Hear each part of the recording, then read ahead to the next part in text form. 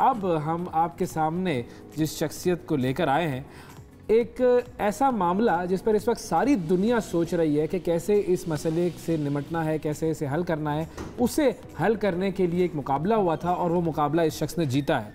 इन साहब का नाम है डॉक्टर वसीम सज्जाद।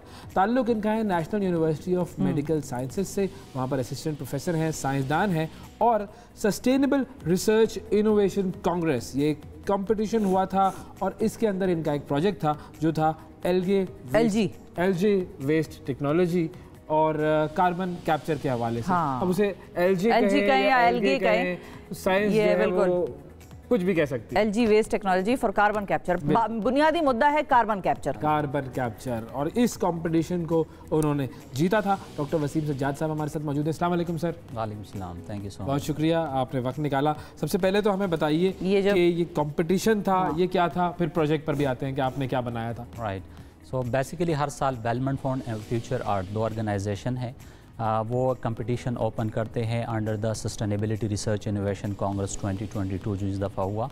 तो उसमें कार्बन कैप्चर पे डिफरेंट आइडियाज़ का कंपटीशन था, जिसमें मैंने ये technology which is based on the LG, जो कि एलजी बेस्ड टेक्नोलॉजी है, ताकि एलजी से हम कार्बन डाइऑक्साइड को कैसे कैप्चर करें और जो ग्लोबल वार्मिंग का इशू है उसको कैसे रिड्यूस किया जाए। एलजी होता क्या है, ये भी ज़रा आसान अल्फाज में बायो में पढ़ा था जैसे लोगों के लिए। मैंने पढ़ा था, मैंने एलगी पढ़ा था, आपने एलजी पढ़ा होगा। नई चीज़ है की है।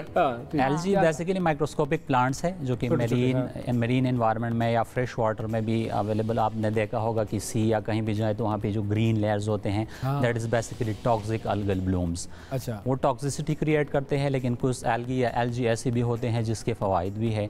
सो उसी की बेस से बिकॉज एलजी जो है ये कार्बन डाइऑक्साइड स्क्रबर्स है और ये 24 और कंटिन्यूसली कार्बन डाइऑक्साइड को सीक्वेस्टर करते हैं, उसको कंज्यूम करते हैं। लेकिन ये तो सारे प्लांट्स करते हैं। प्लांट्स का बेसिकली ये है कि आपको एक तो कल्टीवेशन के लिए टाइम चाहिए, लैंड फॉर्म चाहिए, जो इसका ड्रॉबैक है। Some time you need fertiliser as well. उसके अलावा नाइट के टाइम वो आपको कार्बन डाइऑक्साइड वो नहीं, वो कार्बन डाइऑक्साइड रिलीज करते हैं। तो ये एलजी कहाँ लगाएंगे हम, मतलब इनका किस तरह, इनका कोई प्लांट बनाएंगे, वो क्या होगा कि जिससे बहुत सारा एक बड़ा सा एलजी लगा हो कहीं बहुत सारे और वो कंज्यूम कर रहे हो। इसमें मुख्तलिफ स्ट्रेन्स होते हैं, वो स्ट्रेन आप अपने एनवायरनमेंट से आइसोलेट करते हैं। उसके बाद आप रेस वे पॉन्ड्स बनाते हैं और उस पॉन्ड्स के ऊपर आप some sort of mechanical turbine वगैरह पुट करते हैं, so they will capture carbon dioxide from the air. और वो continuously aeration in the presence of sunlight, in the presence of nitrate and phosphate. एक चीज़ और भी है कि हमारे पानी में अर्बनाइजेशन या इंडस्ट्रियलाइजेशन की वजह से नाइट्रेट और फास्फेट बहुत ज़्यादा है। अच्छा। और जहाँ पे नाइट्रेट और फास्फेट ज़्यादा हो तो वहाँ टॉक्सिक अल्गल ब्लूम्स प्रोड्यूस होंगे और टॉक्सिक अल्गल ब्लूम्स जब लेयर्स पे प्रोड्यूस होते हैं तो आपके डिजोल्व ऑक्सीजन को इफेक्ट करते हैं और आपकी मरीन एनवायरनमेंट को या मरीन पूरा इकोसिस्टम जो है उसको डिस्टर्ब करते हैं। और लास्ट टाइम आपने रिपोर्ट्स भी पढ़ी होंगी होपफुली कि जिसमें फिश टॉक्सिसिटी की बहुत सारे केसेस आए थे and that is one of the reason of the algal blooms और टॉक्सिसिटी। तो आपका जो प्रोजेक्ट था वो उसमें कौन से टॉप पे आया ना, आपका बेस्ट था प्रोजेक्ट। yes. आपके अलावा कितने लोग थे दुनिया से जो इधर पार्टिसिपेट कर रहे थे? इसमें तकरीबन मोर देन 20 आइडियाज़ पुट हो गए थे ग्लोबली, जिसमें इसको फर्स्ट अवार्ड दिया गया। और आपके आइडिया में बेहतरीन चीज़ उनको क्या लगी, मतलब कौन सी ऐसी चीज़ है जो बेहतरीन चीज़ जो है that is a modern concept of the carbon credits. जैसे आपके पास करेंसी है, आप एक्सचेंज करते हैं, similarly the world is moving toward the carbon credits. Tokyo protocol के मुताबिक हर एक कंट्री को अलाउ किया गया है कि आप इतना कार्बन डाइऑक्साइड जो है आप प्रोड्यूस कर सकते हैं। उससे अगर आपकी लिमिट ऊपर जाती है then you have to stop. ये आपका स्मार्ट स्ट्रैटेजी। हमारा कितना है? हमारा एग्जैक्टली पाकिस्तान का तो कुछ स्टेट्स अवेलेबल नहीं होते, लेकिन यस एग्जैक्टली एक डाटा मैं आपको रफ बता सकता हूँ कि आपका जो मेनौड़ा का चैनल है that excrete 1,30,000 ton of the nitrate each and every year. उसके अलावा 1,20,000 टन तक समथिंग राउंड अबाउट फिगर जो है वो आपकी ऑर्गेनिक वेस्ट होता है और आप जाके सी में जाके गिर जाता है। जितना मैंने इस चीज़ को पढ़ा था मुझे ये बात समझ में आई, शायद गलत हो आप उसकी तस्दीक कीजिएगा, कि बहुत सारे ममालिक जो सबसे ज़्यादा कार्बन एमिशन करते हैं वो कोई इतने ख़ास इंटरेस्टेड नहीं है इस चीज़ को कंट्रोल करने में। वो इस्तेमाल बना रहे हैं। इंटरेस्टेड है, लेकिन द प्रॉब्लम इज़ कि आपकी Asian countries including India, Pakistan and China, ये कार्बन एमिशन के सबसे बड़ा मार्केट है। तो कार्बन क्रेडिट्स का जो कॉन्सेप्ट है वो यहाँ पे इम्प्लीमेंट करने का मकसद भी शायद यही है कि वो ग्लोबली और ये सोशल सेक्टर प्रोजेक्ट। मतलब ये थोड़ा सा ज़रा एक्सप्लेन कीजिएगा बिल्कुल आसान अल्फाज में, जैसे किसी बच्चे को अगर आप समझाएं कि कार्बन एमिशन की मार्केट क्या होती है और कार्बन क्रेडिट जो है वो कैसे किसी मुल्क के लिए फ़ायदेमंद या नुकसानदेह साबित हो सकते हैं। ओके, सो डेवलप कंट्रीज़ में ऑब्वियसली वो प्रोड्यूस कर रहे हैं लेकिन उनके स्मार्ट टेक्नोलॉजीज़ होते हैं, ठीक है।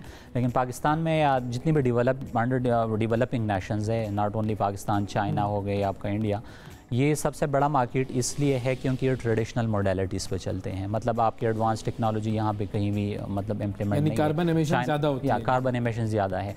तो इस मार्केट को टैप करने का मकसद शायद यही है, जहाँ मेरे अंडरस्टैंडिंग के मुताबिक यहाँ पे एमिशन चूँकि प्रोडक्शन ज़्यादा है तो कैप्चर की कैपेसिटी यहाँ पर ज़्यादा हो सकती है। और वहाँ पे चूँकि इमेजिन कम होगा, सो वहाँ पे अगर वो प्रोड्यूस भी कर रहे हैं और यहाँ पे कैप्चर करेंगे, सो वो जो रेशो है ग्लोबली उसको मीट करने के लिए they are tapping such countries under developing nations. तो हमें इसमें डेफिनेटली फ़ायदा इसमें डेफिनेटली होगा। एक तो आपका टेक्नोलॉजी ट्रांसफ़र होगा, एंड अनफॉर्चुनेटली पाकिस्तान में जो एक स्टीरियोटाइप या मिथ्स है specially in the biotech sector की बायोटेक्नोलॉजी इतना ग्रो नहीं कर रहा because it involve some innovative strategies. तो कर रहा है ग्रो पाकिस्तान में अब कोशिश की जा रही है कि यहाँ पे ऐसे टेक्नोलॉजी इंस्टॉल की जाएगी जो कि बायोटेक सेक्टर ग्रो करे।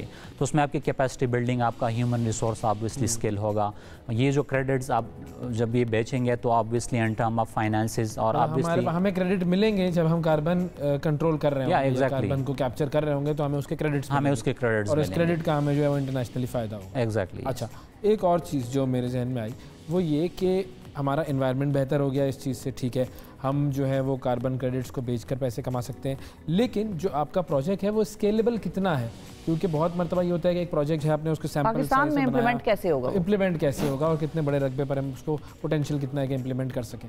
इसमें इम्प्लीमेंटेशन से रिलेटेड कुछ पैरामीटर्स ज़रूर होते हैं जिसको आपने देखना है। एंड ऑब्वियसली जब आप फील्ड में कोई टेक्नोलॉजी लेके आते हैं सबसे बड़ा हार्डल आपका होता है दैट इज़ रेगुलेशंस। तो आपके रेगुलेटरी अफेयर्स उसमें या जितनी भी आपके पॉलिसी मेकर है उस चीज़ में कितना इंटरेस्टेड है, प्लस इसमें आपके फील्ड में ऑब्वियसली इश्यूज आते हैं but you have technical experts जो आपके उन इश्यूज़ को सॉर्ट आउट कर सकते हैं। So it's not a rocket science.